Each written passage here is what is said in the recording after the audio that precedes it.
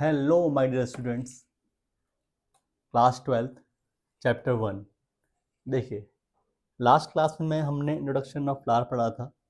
अभी हम पढ़ने वाले हैं उसका नेक्स्ट टॉपिक, जो कि है मेल गैमेटोजेनेसिस यानी माइक्रोस्पोरोजेनेसिस। ठीक है, जानते हैं कि एंजियोस्पर्म प्लांट्स के अंदर पॉलन ग्रेन्स कैसे बनते हैं। ठीक है, कैसे मैच्योर होते हैं, कैसे वो बाहर आते हैं अपने लोब से। ठीक है, अपने माइक्रोस्पोरेंजिया से। तो जानते हैं उसके बारे में। ठीक है, देखिए,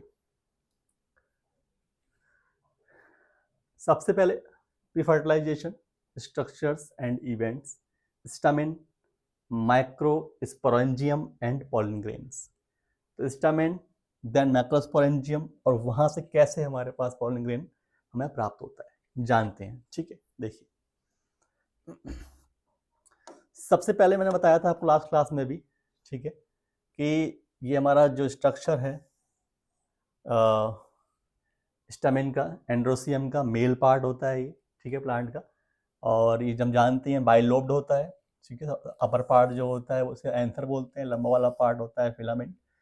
ठीक है, और इससे अगर आप ऐसे काटोगे टीएस यानी ट्रांसवर्स सेक्शन काटोगे इसका, तो कुछ ऐसे दिखाई देगा। ये दो थीका हैं। ठीक है, थीका बोलते हैं इनको। बाइलोब्ड है, दो लोब हैं ये, और दो लोब में एक थीका ये। ठीक है, ये थीकस, डायथीकस होता है ये। ठीक है, डायथीका, थीका बोलते हैं इनको हम। ठीक है, डायथीका। और टेट्रागोनल भी कहते हैं इनको। चार गोनल, चार कोने होते हैं इसके, टेट्रागोनल भी कहते हैं इसको। ठीक है, और टेट्रास्पोरेंजिएट भी कह देते हैं इसको। टेट्रास्पोरेंजिएट यानी ये सब स्पोरेंजिएट ही हैं। ठीक है, स्पोरेंजिएट, टेट्रास्पोरेंजिया भी कह देते हैं इसको। तो देखो, थीका हो गया, बाइलोब्ड हो गए, एंड डायथीकस हो गया। देखो लिखा भी है यहाँ पर। फिलामेंट लंबा वाला पार्ट होता है, प्रॉक्सिमल एंड जो होता है इसका, ये वाला एंड जो होता है अटैच होता है थैलेमस से, बताया था मैंने लास्ट क्लास में भी। और एंथर जो होता है, ठीक है, ये सबसे ऊपर वाला पार्ट बाइलोब्ड होता है। ठीक है, टेट्रागोनल भी होता है ये, और डायथीकस भी होता है। थीका यानी ये दो पार्ट जो होते हैं। अब देखो, ये जो है ना, ये बीच में क्या है, लाइन ऑफ डेसेंस। तो एनसीईआरटी के जितने भी आपके डायग्राम्स है ना, उन्हें स्ट्रॉन्ग तैयार कर लेना, क्योंकि एनसीईआरटी बेस्ड क्वेश्चन आते हैं और एनसीईआरटी से अपर कुछ भी नहीं आता। ठीक है, तो देखो ये लाइन ऑफ डेसेंस है। ठीक है, मतलब जहाँ से फटता है ना प्लांट, जो लोब्ड हैं, जहाँ से फटते हैं और ये बाहर रिलीज होते हैं। फटेंगे कब बताएंगे, जब वो मैच्योर हो जाएंगे, सूख जाएंगे, ड्राई हो जाएंगे, तब पोलन ग्रेन्स बाहर आते हैं। तो उनका टाइमिंग होता है उनका आने का भी। ठीक है, तो लाइन ऑफ डेहिसेंस यानी ये उस लाइन से फट के बाहर आते हैं। क्लियर है? तो आगे चलते हैं, ये मेल पार्ट के बारे में बात कर रहे हैं हम। ठीक है, चलिए आगे चलते हैं। यस, तो अब हम बात कर लेते हैं। देखिए, अब माइक्रोस्पोरेंजियम। देखो, अब ये लास्ट हमने देखा था, अपने डायग्राम में देखा था हमने। देखो, ये वाला पार्ट है, ये स्पोरेंजिया, स्पोरेंजिया। ठीक है, स्पोरेंजिया, स्पोरेंजिया, स्पोरेंजिया। अब एक को उठा लेते हैं और उसका स्ट्रक्चर देखते हैं।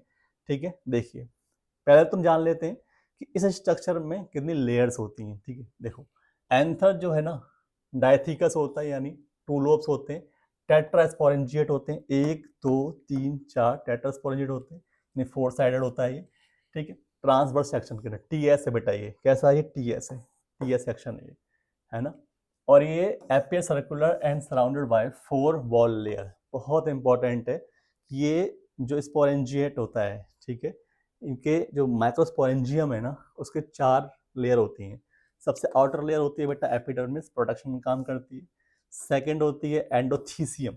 ठीक है, देखो सबसे अपर लेयर, बाहर लेयर जो है, जान रहे हो, ये देखो सबसे बाहर की लेयर देख रहे हो, ये लेयर है एपिडर्मिस। इसके ठीक भीतर ये जो है, ये आपका एंडोथीसियम। क्या है, endothecium help in dehiscence splitting of the anther to release pollens. ठीक है, तो मतलब जब डेहिसेंस होता है, ठीक है, मतलब फटते हैं, जब वो लोब फटता है और पॉलन ग्रेन्स बाहर आते हैं, तो उसमें ये हेल्प करती है उस टाइम, यानी डेहिसेंस करने में हेल्प करती है। ठीक है, फटने में, यानी जो आपका लोब होता है, उस लोब को फटने में हेल्प कराती है। ठीक है, अच्छा, उसके बाद हमारा मिडिल लेयर होती है। मिडिल लेयर देखो प्रोवाइड प्रोटेक्शन, ये प्रोटेक्शन देती है। फोर पॉइंट जो होता है बड़ा इंपॉर्टेंट है बेटा, बहुत इंपॉर्टेंट पॉइंट। फोर सबसे अंदर की लेयर जो होती है इसे बोलते हैं टैपेटम, सबसे इनर लेयर जो होती है इसे बोलते हैं हम टैपेटम, ठीक है। और ये टैपेटम इनर मोस्ट लेयर होती है, it nourishes the developing pollen grain, जो पॉलन ग्रेन भरे होते हैं इसके अंदर। अभी पॉलन ग्रेन नहीं भरे हुए, पॉलन ग्रेन को बनाने वाले टिश्यू भरे हुए हैं, उन्हें क्या बोलते हैं, उन्हें बोलते हैं स्पोरोजिनस टिश्यू बोलते हैं उनको, पढ़ेंगे इसको अभी हम। तो जो पॉलन ग्रेन्स को टिश्यू बनाएंगे, जो सेल्स बनाएंगे, उनको नरिश कौन करता है, टैपेटम करता है, ठीक है। कौन करता है उसको, टैपेटम करता है, ठीक है। देखिए cells have dense cytoplasm and usually more than one nucleus, यानी टैपेटम जो लेयर है, इसके जो टिश्यू होते हैं, उसकी जो सेल्स होती हैं, उनमें काफ़ी सारा क्या साइटोप्लाज्म भरा होता है और एक से अधिक न्यूक्लियस उनके अंदर पाया जाता है, किसकी, टैपेटम की सेल्स के अंदर, ठीक है ना। अब टैपेटम की सेल्स के अंदर ये सब पाया जा रहा है, ठीक है। अभी हम बात करेंगे इसके नेक्स्ट, समझ में आ गया स्ट्रक्चर आपको, outer most layer, inner most, ठीक है, टैपेटम होती है, और टैपेटम के अंदर जो टिश्यू भरे होते हैं, अब उसे बोलेंगे हम स्पोरोजिनस टिश्यू, जो कि पॉलन ग्रेन्स को फॉर्म करेंगे, ठीक है। चलो जानते हैं, ये क्लियर हो गया आपको, ये इंपॉर्टेंट 4 वॉल वाला डायग्राम है, ठीक है। चलो अब माइक्रोस्पोरोजेनेसिस, यानी कैसे बन रहा है पॉलन ग्रेन। माइक्रोस्पोरेंजियम के अंदर ऐसा क्या चेंजेस आ रहा है, क्या डेवलपमेंट हो रहा है, क्या बदलाव आ रहा है, स्ट्रक्चरल हार्मोनल क्या चेंजेस हो रहे हैं कि ये आपका माइक्रोस्पोरोजेनेसिस तैयार हो रहा है, ठीक है। तो देखिए बताया था मैंने, लास्ट स्ट्रक्चर में मैंने बात की थी, जो 4 वॉल लेयर होती हैं उसके अंदर टैपेटम होता है। टैपेटम में हमारे अंदर, टैपेटम के अंदर क्या है बेटा, the process of forming microspores from pollen mother cell PMC through meiosis, ठीक है, थ्रू मियोसिस। ये वाला पॉइंट बड़ा याद रखना है, इसको आगे बात करेंगे इसके ऊपर, ठीक है। मियोसिस, ठीक है, यानी एक सेल का 2 हो जाना और 2 से 4 बनना, ठीक है। मतलब एक सेल कंप्लीटली 4 पार्ट में बढ़ते हैं। मियोसिस में क्या होता है भाई, माइटोसिस में क्या होता है, एक की 2 बनती है सेल, मियोसिस में क्या होता है, 2 बार डिवीजन होता है, ठीक है। तो एक सेल जो होता है वो फाइनली 4 सेल्स में, ठीक है, डिवाइड होती है। तो मियोसिस, पीएमसी क्या होती है, पॉलन मदर सेल, कोई भी एक सेल जो कि पॉलन फॉर्म करने में हेल्प कराएगी। अब यहाँ पर क्या है देखो, स्पोरोजिनस टिश्यूज जो होते हैं, a group of compactly arranged homogeneous cells at the centre of each microsporangium. तो माइक्रोस्पोरेंजियम के बीच में क्या होता है, स्पोरोजिनस टिश्यू भरे होते हैं। दैट मीन्स जो टैपेटम होता है, टैपेटम के बीच में टिश्यूज जो होते हैं, उसमें से कह लो कि उन्हें क्या बोलते हैं, हम स्पोरोजिनस टिश्यू कहते हैं। और क्या होता है कि कहाँ होते हैं, माइक्रोस्पोरेंजियम के बिल्कुल बीचों बीच में होते हैं, बिल्कुल बीचों बीच में होते हैं, ठीक है। अब यहाँ से यही स्पोरोजिनस टिश्यू जो होते हैं वही पीएमसी बन जाती है। कोई एक सेल जो, अब सारे स्पोरोजिनस टिश्यू जो होते हैं सभी सभी हेल्प करते हैं पॉलन ग्रेन बनाने के अंदर, ठीक है ना। पॉलन ग्रेन बनाने के लिए सारे स्पोरोजिनस टिश्यू जो होते हैं वो हेल्प करते हैं, ठीक है। अभी क्या होगा, स्पोरोजिनस टिश्यू जो होगा ना उसमें बदलाव आएगा। हमने उसको पीएमसी बोल दिया, हमने स्पोरोजिनस टिश्यू को क्या बोल दिया, या स्पोरोजिनस सेल कह लो, ठीक है, सेल को हमने क्या बोल दिया, पीएमसी बोल दिया साहब इसको हमने, ठीक है, पॉलन मदर सेल बोल दिया। अब इसमें क्या हुआ, इसमें डिवीजन हुआ, डिवीजन हुआ, ठीक है। As the anther develops each cell of the sporogenous tissue undergoes meiosis to form microspores tetrad, यानी जो ये सेल है, जो स्पोरोजिनस सेल है, वो जब मियोसिस करेगी तो क्या बनाएगी, टेट्राड बनाएगी। क्या बनाएगी, टेट्राड, मतलब एक सेल जो होगी, क्या हुआ है बेटा इसमें, इसमें हुआ है मियोसिस, और क्या बना रही है वो, टेट्राड, मतलब एक सेल 4 बना रही है। क्लियर है, ठीक है ना। तो इसे क्या बोलते हैं, इसे बोलते हैं माइक्रोस्पोर टेट्राड, माइक्रोस्पोर टेट्राड कहते हैं बेटा इसको। क्लियर है बात, ठीक है। As the anther mature and dehydrate the microspores dissociate from each and develop into pollen grain. तो ये तो आगे की बात है, जब मैच्योर हो जाएगा आपका, जब एंथर पूरा एज एंथर मैच्योर हो जाएगा, पॉलन ग्रेन्स फॉर्म हो जाएंगे, फिर वो डिहाइड्रेट हो जाएंगे, उसके बाद वो फट जाएंगे, डेसेंस हो जाएगा और पॉलन ग्रेन्स बाहर आ जाएंगे। अभी बात करते हैं हम कि किस तरीके से स्पोरोजिनस सेल डिवाइड हुई, कैसे मियोसिस हुआ, उसके बाद किस तरीके से ये माइक्रोस्पोर टेट्राड बना, ठीक है ना। तो अभी हो क्या रहा है, अभी पॉलन मदर सेल कौन है, स्पोरोजिनस सेल है, ठीक है। उसके बाद क्या हुआ, उसमें मियोसिस हुआ और एक सेल ने 4 क्या बना दिया, माइक्रोस्पोर टेट्राड बना दिए। क्लियर है यहाँ तक, ठीक है। एक सेल ने क्या किया, फर्स्ट हुआ मियोसिस, पहला क्या कहते हैं, पहला हुआ मियोसिस। अब देखते हैं क्या होता है आगे, ठीक है। देखिए अब देखो यहाँ पर है मेन चीज, यहाँ पर आती है जो फाइनल चीज है। आपको ये भी ध्यान रखना है कि क्या क्या यहाँ पर फाइनल इवेंट्स हो रहे हैं। देखिए ये क्या हो रहा है, तो पॉलन ग्रेन यानी मेल गैमेटोफाइट कैसे बनना है। देखो मेल गैमेटोफाइट कौन है, मेल गैमेटोफाइट को बोलते हैं पॉलन ग्रेन, ठीक है। अब माइक्रोस्पोरेंजियम के अंदर माइक्रोस्पोरेंजिया यानी स्पोरेंजियस टिश्यू बदलाव आया, मियोसिस हुआ, माइक्रोस्पोर टेट्राड बने। देखो ये टेट्राड हम बात की थी ना हमने, माइक्रोस्पोर टेट्राड, ये टेट्राड। ये कौन है बेटा, ये है माइक्रोस्पोर टेट्राड, ठीक है। देख रहे हो चार है ना, 1 2 3 4। और पता है हर एक सेल हिस्सा लेती है, हर एक सेल क्या बनाएगी, पॉलन ग्रेन, यही बनाएगी यही बनाएगी यही बनाएगी यही बनाएगी, जान रहे हो। अब देखो यहाँ पर इसकी प्लॉइडी क्या होगी, देखो जो स्पोरेंजियस सेल था उसकी प्लॉइडी क्या थी, 2 एंड सेल थी, ठीक है। अब हुआ मियोसिस तो क्या बना, एन सेल बनी ना। तो देखो माइक्रोस्पोर टेट्राड की क्या होती है प्लॉइडी, एन एन होती है। क्या होती है प्लॉइडी, एन एन होती है, एन एन एन एन सभी की एन होती है। और हर एक सेल हिस्सा लेगी पॉलन ग्रेन बनाने में, यानी मेल गैमेटोफाइट बनाने के लिए हर एक सेल हिस्सा लेती है। क्लियर है इस चीज। चलो देखो पॉलन ग्रेन्स जो होते हैं ये जान लेते हैं एक बार क्या कह रहा है। देखिए pollen grains represent the male gametophyte, जाहिर सी बात है। They are generally spherical and 25 to 50 micrometres के होते हैं, ठीक है। तो जो मेल गैमेटोफाइट्स होते हैं उन्हें pollen grains कहते हैं, और ये 25 to 50 माइक्रोमीटर के अराउंड होते हैं, इनका जो साइज होता है। द 2 लेयर्ड वॉल स्पोरोडर्म्स कहते हैं। बहुत इंपॉर्टेंट है, 1 मार्क्स 2 मार्क्स में अक्सर एग्जाम में बेटा पूछ लेता है कि जो पॉलन ग्रेन्स की लेयर होती है, वॉल होती है, वो उन्हें क्या बोलते हैं और क्या उसकी खासियत होती है, ठीक है ना। तो देखिए एक्साइन सबसे बाहर की लेयर होती है, सबसे बाहर लेयर होती है बेटा, उसे बोलते हैं एक्साइन, ठीक है ना।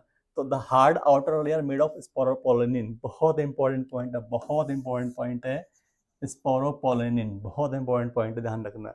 सबसे आउटर मोस्ट लेयर स्पोरोपोलिन की बनी होती है। खासियत क्या होती है स्पोरोपोलिन की, sporopollenin one of the most resistance organic material known, सबसे ज्यादा रेजिस्टेंस ऑर्गेनिक मटेरियल होता है ये, सबसे ज्यादा रेजिस्टेंस, मतलब कोई चीज को एंट्री नहीं कराता अपने अंदर, कुछ फर्क नहीं पड़ता है इसको, न टूटता है न फटता है, कुछ न गलता है, ये कहीं गला दो इसको, कहीं भी डाल दो इसको, किसी केमिकल में डाल दो, गलेगा ही नहीं, ठीक है ना।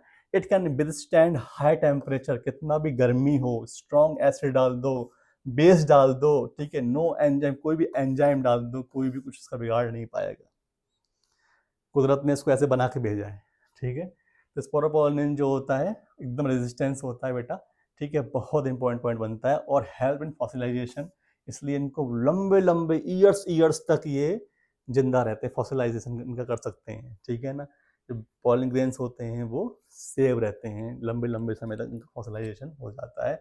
And numerous designs of pollen grains, और इसकी वजह से क्या होता है कि पॉलन ग्रेन ऐसा नहीं है केवल एक ही डिजाइन के होते हैं सारे प्लांट्स के, नहीं, पॉलन ग्रेन्स जो होते हैं डिफरेंट डिफरेंट प्लांट के डिजाइन डिफरेंट डिफरेंट होते हैं, ठीक है, दिखाएंगे आगे आपको, ठीक है। तो ये तो सबसे आउटर मोस्ट लेयर होगी, और कहीं एक ऐसा भी होता है जहां पर ये हिस्सा छूटा हुआ होता है, यहाँ पर स्पोरोपोलिन नहीं होता, इसे बोलते हैं बेटा जर्म पोर्स, जर्म पोर कहते हैं बेटा इसको, जो कि जहां पर स्पोरोपोलिन एब्सेंट होता है। क्लियर है।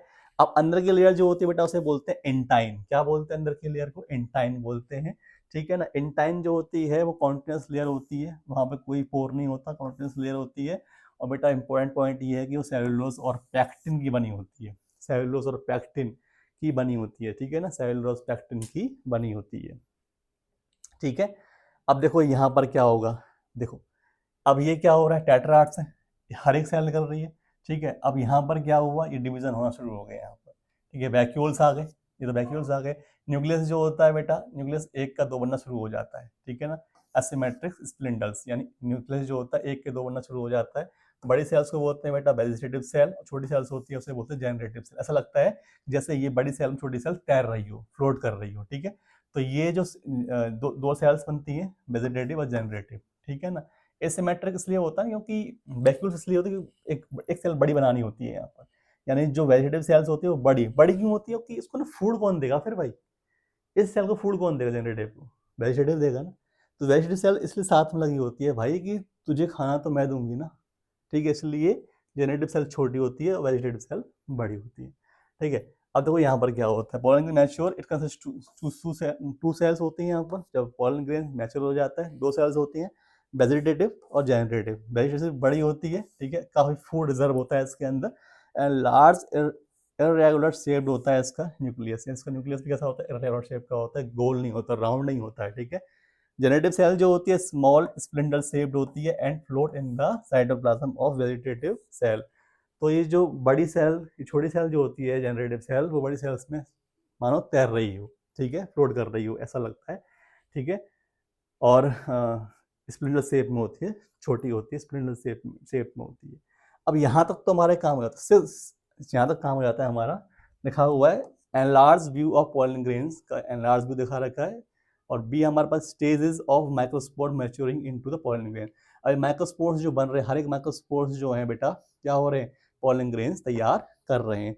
अब यहाँ पर 2 सेल स्टेज हो रही है, कितनी, 2 सेल स्टेज, ठीक है। तो 60% एंजियोस्पर्मिक जो स्पीसीज होती हैं उनमें तो ऐसा होता है कि 2 सेल स्टेज पे ही काम खत्म हो जाता है, ठीक है। लेकिन 40% जो होता है, बची हुई जो 40% होती है जेनेटिव सेल्स होती है बेटा, वो 1 की 2 हो जाती हैं आगे भी, यानी 1 की 2 हो जाती है, ये भी 1 की 2 हो जाती है आगे भी, ठीक है, यानी एक सेल 2 बन जाती है यहाँ पर, ठीक है। तो इसको पढ़ेंगे, इसी वजह से क्या होता है, डबल फर्टिलाइजेशन, ठीक है, क्या होता है, डबल फर्टिलाइजेशन। तो इसे पढ़ेंगे आगे हम, ठीक है, कि कैसे होता है डबल फर्टिलाइजेशन, क्योंकि ये सेल भी 1 की 2 हो जाती है 40% एंजियोस्पर्मिक प्लांट्स में। क्लियर है बेटा, यहाँ तक क्लियर हो गया। इस तरीके से हमारा मेल गैमेटोफाइट तैयार हो गया, यानी पॉलन ग्रेन तैयार हो जाता है। क्लियर है, कोई दिक्कत यहाँ पे, यानी यहाँ पर एक माइटोसिस, एक बार ही तो हुआ मियोसिस स्टार्टिंग में, ठीक है, और 2 बार होता है बेटा यहाँ पे माइटोसिस। एक बार तो माइटोसिस यहाँ पर होता है, देखो ये हो रहा है माइटोसिस, 2 बार हो रहा है, ये 1 की 2 बन रही है सेल, और यहाँ पर भी आगे हो जाता है, ऐसे बोलते हैं, ये भी माइटोसिस होता है बेटा, यानी एक बार मियोसिस और 2 बार होता है माइटोसिस। क्लियर है ये चीज, क्लियर है, चलो। तो हम नेक्स्ट क्लास में बेटा हम पढ़ेंगे, देखिए अब यहाँ कुछ ना नेक्स्ट टॉपिक हमारा नेक्स्ट स्लाइड हमारे पास है interesting facts about pollen grains. तो ये पॉलन, अब पॉलन ग्रेन्स जो होते हैं ना, ये कुछ करेक्टरिस्टिक्स साथ में लिए होते हैं, कैसे, सबसे पहला पॉइंट होता है इसमें पॉलन एलर्जी। क्या होता है, किसी किसी को क्या होता है कि पॉलन से एलर्जी भी होती है, जैसे पार्थीनियम है ना, इसे बोलते हैं कैरेट ग्रास। क्या होता है ये, कैरेट ग्रास, ठीक है। कांग्रेस ग्रास भी कहते हैं, ये 1947 में आई थी ये, ठीक है, अमेरिका की ग्रास है, हमारी नहीं है ये, 1947 में आई थी ये, ठीक है, इम्पोर्ट होकर आ गई थी यहाँ पर हमारे साथ। तो ये पार्थीनियम जो है ना, ये कैरेट ग्रास है, इस ये ना हमारे लंग्स को अस्थमा और ब्रोंकाइटिस, खांसी, अस्थमा, ठीक है, हमारे लंग्स रेस्पिरेटरी डिसऑर्डर का कारण बनती है, क्यों, कौन, पार्थीनियम यानी कैरेट ग्रास के जो पॉलन ग्रेन्स होते हैं वो, ठीक है। न्यूट्रिएंट्स वैल्यू क्या होती है, पॉलन ग्रेन्स के अंदर काफ़ी अधिक मात्रा में क्या होते हैं बेटा, न्यूट्रिएंट्स होते हैं, काफ़ी अधिक मात्रा में न्यूट्रिएंट भरे होते हैं उनके अंदर। तो इनकी टैबलेट्स और सिरप बनती है ताकि जो एथलीट्स हैं और जो हॉर्स हैं जो रनिंग करते हैं ना, जो घोड़े, रेस वाले घोड़े जो होते हैं, उनको परफॉर्मेंस जो होता है बढ़ाने के लिए हम पॉलन ग्रेन्स की टैबलेट और सिरप का इस्तेमाल कराते हैं। वायबिलिटी मैम जिंदा रहना, मतलब ये अगर 30 मिनट तक, देखो राइस और व्हीट जो जिन्हें बोलते हैं सैरियल्स, तो सैरियल्स जो होते हैं, राइस और अनाज जो होते हैं ना, अनाज, राइस और व्हीट, इनके पॉलन ग्रेन्स मान लो मैच्योर हो गए, अगर 30 मिनट के अंदर अंदर स्टिग्मा पर पहुंच जाते हैं तो जिंदा रहते हैं, नहीं तो मर जाते हैं, ठीक है। और रोजेसी में क्या है, रोज है, रोज और ये बीन्स, रोज और बीन, ठीक है। रोजेसी में कौन आता है, रोज आता है, और लेगुमिनेसी में फैमिली है बेटा, ये रोजेसी फैमिली का नाम है, प्लांट की फैमिली जो होती है ना, परिवार होता है, रोजेसी का रोज है और लेगुमिनेसी का आता है बीन। तो इनका क्या होता है, इनके पॉलन ग्रेन्स मंथ तक जिंदा रहते हैं, ठीक है ना। और ध्यान रखना हमेशा, पॉलन ग्रेन्स जो होते हैं बेटा टेम्परेचर पर और ह्यूमिडिटी पर डिपेंड होते हैं, टेम्परेचर पर ह्यूमिडिटी पर डिपेंड होते हैं बेटा। नेक्स्ट लास्ट अच्छा पॉइंट ये होता है कि क्रायो प्रिजर्वेशन, क्रायो प्रिजर्वेशन क्या होता है, ये हम पॉलन ग्रेन्स को ना लिक्विड नाइट्रोजन पर -196 डिग्री सेंटीग्रेड पर पॉलन बैंक्स में स्टोर कर सकते हैं, ये बड़ा अच्छा पॉइंट होता है। ठीक है, -1960 डिग्री सेंटीग्रेड पर इसको हम पॉलन ग्रेन्स को स्टोर कर सकते हैं। कहाँ पर? पॉलन बैंक्स में। ठीक है बेटा, देखो ये हमारे पास डिफरेंट डिफरेंट स्पीसीज के डिफरेंट डिफरेंट पॉलन ग्रेन्स हैं। देखो तो जो जो ये आउटर मोस्ट जो स्ट्रक्चर दिखाई दे रहा है ना आपको, किसकी वजह से है ये? एक्साइन की वजह से। जो सबसे आउटर मोस्ट लेयर होती है ना पॉलन ग्रेन की, क्या बोलते हैं उसको? एक्साइन। उसकी वजह से ये जो ये स्ट्रक्चर है ना, डिजाइन जो है, उसकी वजह से है। ठीक है, क्लियर है बेटा ये चीज? टॉपिक क्लियर हमारा ये वाला? ठीक है, 1 मार्क्स में पूछ लेते हैं बेटा, इसको स्ट्रॉन्गली तैयार कर लेना। ठीक है, तो बेटा नेक्स्ट टॉपिक में हम पढ़ेंगे हमारा फीमेल गैमेटोफाइट कैसे फॉर्म हो रहा है, यानी मेगास्पोरोजेनेसिस क्या होता है, कैसे हम ओव्यूल के अंदर एग को तैयार करेंगे। ठीक है, किस तरीके से एग्स का सिंथेसिस होता है, कैसे वो एग्स तैयार होता है। तो बने रहिए मेरे साथ, मेरे channel life science with Om sir के साथ। Thank you.